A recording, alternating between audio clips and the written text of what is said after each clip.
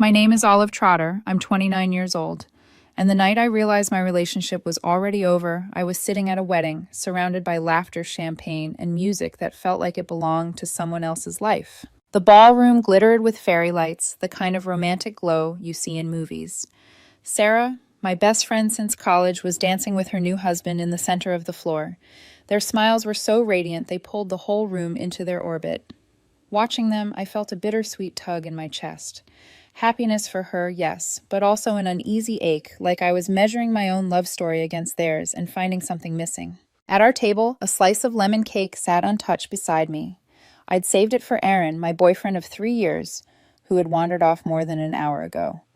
My phone screen glowed faintly with my last unread text to him. Grab seats at table 7. Saved you cake. No reply. The band shifted into a jazzy tune. That's when I spotted him, Aaron. He wasn't alone. He was with Clara, his ex from college.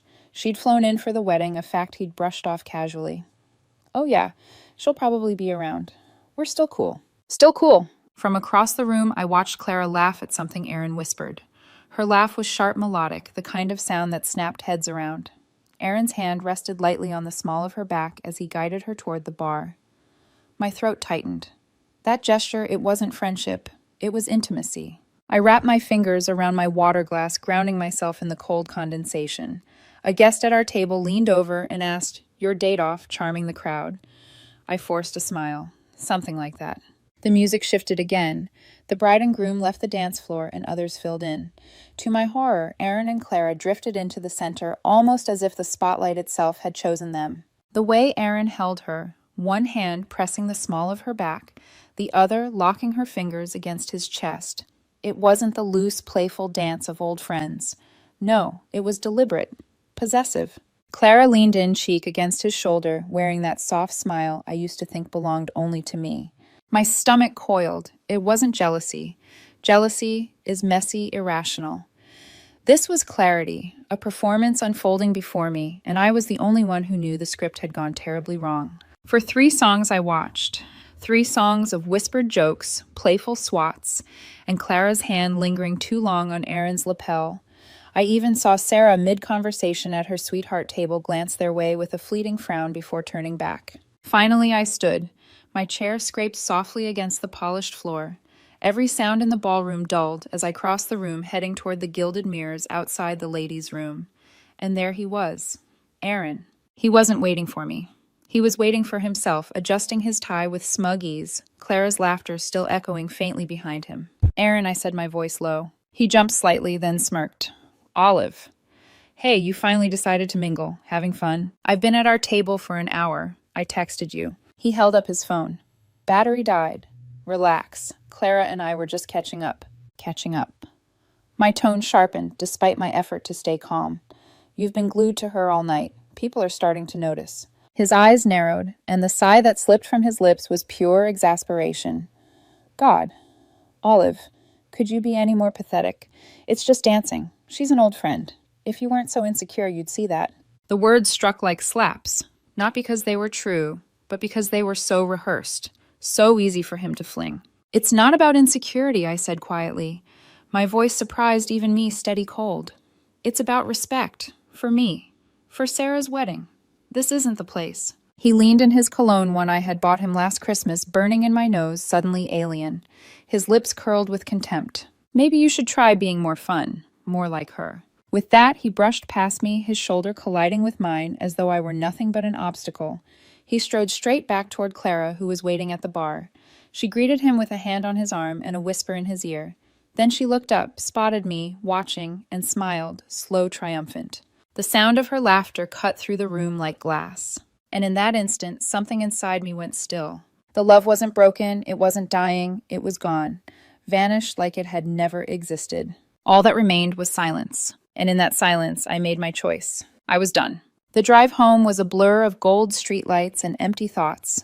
No music, no tears, no screaming into the steering wheel like I always imagined heartbreak would be. Just silence. When I pulled into the driveway of the house Aaron and I shared, it struck me this place no longer felt like ours. It felt like a museum, a neatly preserved exhibit of a relationship already extinct. I towed off my heels, hung my wrap on the hook, and walked through the rooms. Everything looked the same. His jacket draped over the couch, the faint smell of his cologne in the hallway, the bottle of wine we'd planned to open after the wedding. But all of it had transformed. Objects, nothing more. I went to the garage, found a cardboard box, and carried it into the bedroom. His side of the closet gaped open like a wound. Without hesitation, I began folding. Shirts, jackets, the leather belt he wore on our second date. Each item slid into the box with mechanical precision. At one point, I paused, waiting for the ache to hit, but nothing came. Just a steady, eerie calm. By the time dawn's light filtered through the blinds, the box was half full, a silent declaration. When Aaron finally stumbled through the door at nearly 3 p.m., he still wore his suit from the night before, wrinkled and sour with the smell of old alcohol. He dropped his keys with a clatter, expecting me to fuss over him. Instead, he froze. His eyes landed on the box by the closet. "Well, what's this?" His voice was groggy, but underneath it I heard something else, fear. I stood in front of the dresser, calmly folding one of his shirts. "Your things. I've started packing." He blinked, laughed, without humor. "Packing for what?" "You're moving out," I said. "I already called your sister. She'll be here in an hour to help." The silence that followed was thick, almost suffocating. He stared at me like I'd spoken in another language. Then his face flushed red. "You're seriously throwing me out over what dancing god, Olive? You've lost your mind." I kept folding. "It's not about dancing. It's about the choice you made. You showed me exactly who you are. I believe you." His fists clenched. "You're just insecure, jealous.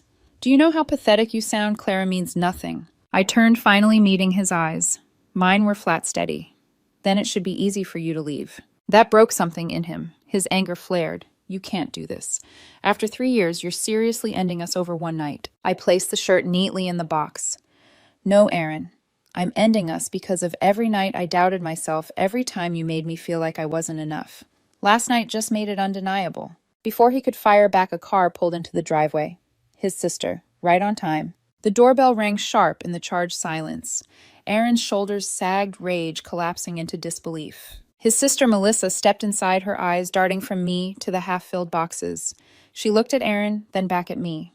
"What's going on?" she asked cautiously. "She's kicking me out," Aaron snapped, gesturing wildly. "Can you believe this?" Melissa studied me. I didn't flinch. "There are boxes in the bedroom," I said simply. "If you help him, this won't take long." For a moment she hesitated. Then, seeing the resolve in my eyes, she nodded.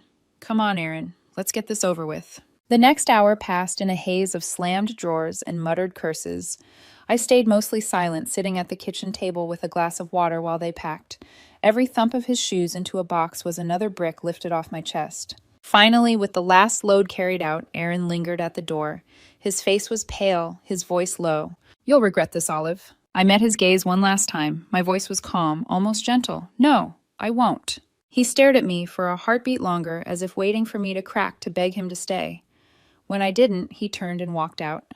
The door shut behind him with a soft final click. For the first time in years, the house was quiet. Not empty, not lonely, just quiet. And in that quiet, I breathed freely. The days after Aaron left were strangely calm. I expected tears, a breakdown, maybe even regret. But what came instead was stillness, a quiet routine of waking, making coffee for one, and feeling the space around me expand without his weight pressing in. But word travels fast. 2 days after the wedding, Sarah texted me. "Hey, I heard things got messy at the reception. Just wanted you to know I'm on your side." Aaron was completely out of line. Clara, too. Another message followed from Ben Sarah's cousin, who'd been seated near me that night. "Olive, you dodged a bullet. Clara's bad news. She had a boyfriend in Chicago this whole time. Aaron's just her latest toy. He'll figure that out soon enough." I stared at the texts for a moment, then deleted them. It wasn't cruelty. It was clarity. Their pity, their anger at him, it wasn't mine to carry. Their drama belonged to them. Still, the updates trickled in. Clara's betrayal was swift. By the time Aaron tried to follow her after the wedding, she'd already flown back to her real life. Rumor had it she never even answered his calls. The irony wasn't lost on me. The man who told me to be more fun, more like her, was discarded like an old coat the moment her plane touched down. I didn't gloat. I didn't need to. Because karma had done exactly what it always does, shown up without an invitation. Of course, Aaron tried to control the story. He painted himself as the wronged one, whispering to mutual friends that I had overreacted, that I'd been looking for an excuse. But the problem with lies is that they collapse under their own weight. People had seen him on that dance floor.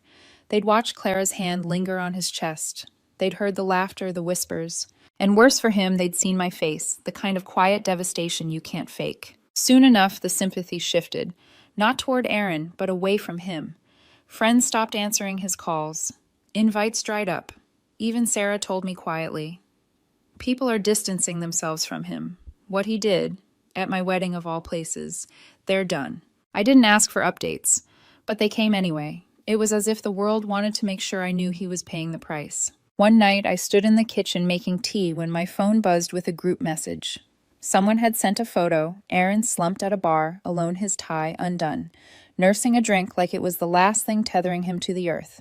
There was a caption beneath it, "Guess Clara really did a number on him." I set the phone down untouched and let the kettle whistle. This wasn't jealousy, this wasn't revenge. It was distance. For the first time in years, his chaos wasn't mine to manage. His downfall wasn't mine to fix. And the peace that came with that realization was more intoxicating than any victory. But in the back of my mind, a quiet certainty lingered. Aaron wasn't finished. He'd come back. Not because he loved me, but because people like him always need someone to blame, someone to pull back into their storm. And when that moment came, I would be ready. The first attempt came exactly 2 weeks after I told Aaron to leave. A text lit up my phone while I was chopping vegetables for dinner.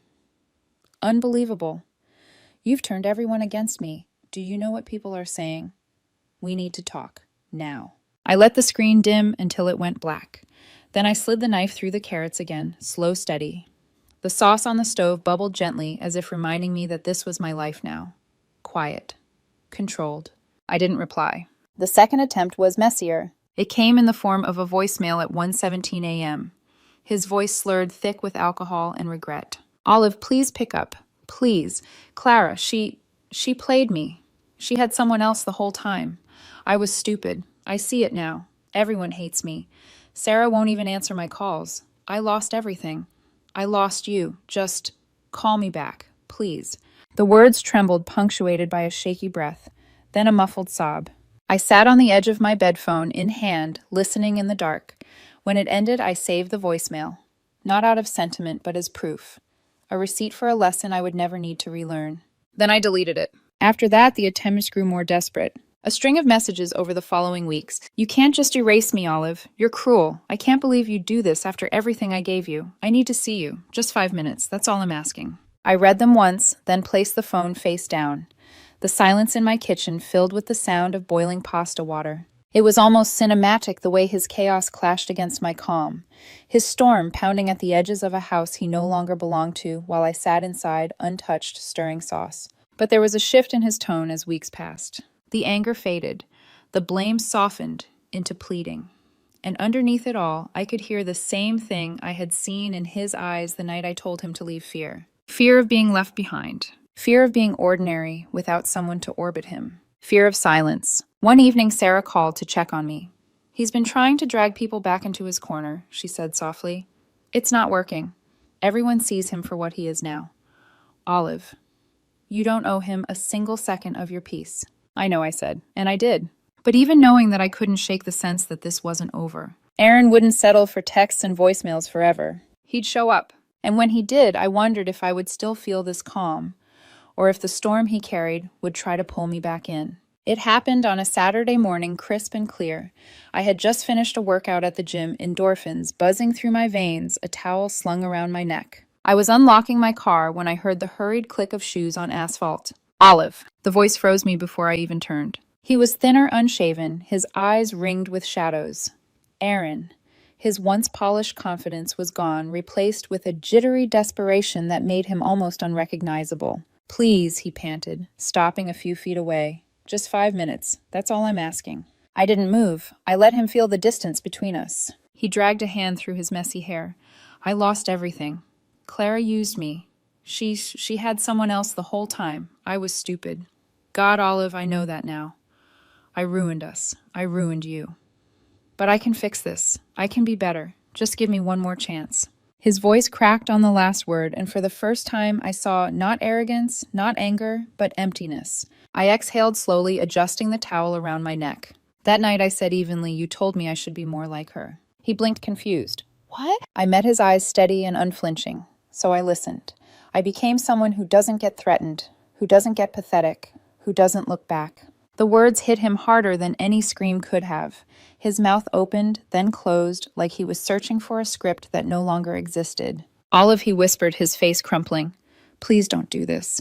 You know me. You know us. No, I said softly. I finally know myself. His jaw clenched, desperation curdling into fury. You're heartless, he spat.